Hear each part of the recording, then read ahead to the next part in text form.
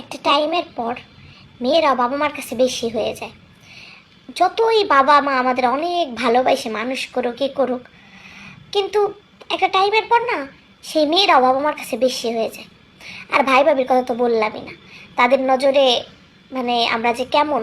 যাক, তারপর যদি বিয়ে শাদিও হয়ে যায়, বিয়ে শাদি হয়ে যাওয়ার পর শ্বশুরবাড়ির লোক তার এতভাবে কথা শোনায়, এত ছোট করে কথা বলে, বলার মতো না। কিন্তু একটা মেয়ে চায় যে তার স্বামী তার পাশে থাকুক, কিন্তু স্বামীও যখন তার পাশে থাকে না, তারে বুঝে না। সবথেকে কষ্টের ব্যাপার কি, একটা মেয়ে যে হাউস ওয়াইফ, তার কিন্তু বাইরে ইনকামের কোনো সিস্টেম নাই, সে তার স্বামীর উপর ডিপেন্ডেন্ট থাকে।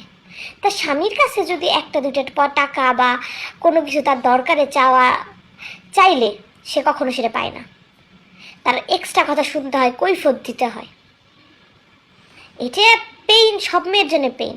আর সেই মেয়ে যদি কখনো চায় তার ফ্যামিলির জন্যে কোনো দরকারি জিনিস কিনবে, এই জন্য তো মানে তার তো হাজার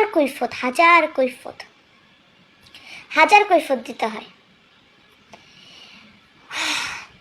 তো মানুষ বলে যে আমরা বউরা খারাপ, কারণ কি সবসময় বউদেরই দোষ হয়।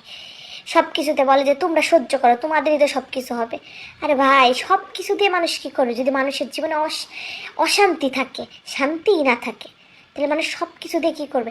মানুষের এই লাইফটা পুরো জ্বলে পুরো ছারখার হয়ে যেতেছে, সেই জায়গা তো মানে একটা টাইমে কী হবে সেই ভবিষ্যতের কথা পরিকল্পনা করে তো সব কিছু স্যাক্রিফাইস করা যায় না। বলে যে এখনকার বউরা খারাপ, তারা শাশুড়িদের সাথে খারাপ ব্যবহার করে ও শাশুড়িদের বৃদ্ধাশ্রমে পাঠায়। কিন্তু আমি এটাতে ভাবি যে ওদের তো তাও বৃদ্ধাশ্রমে পাঠানোর মতো জায়গা আছে, আমাদের তো কোনো বউ আশ্রম নেই।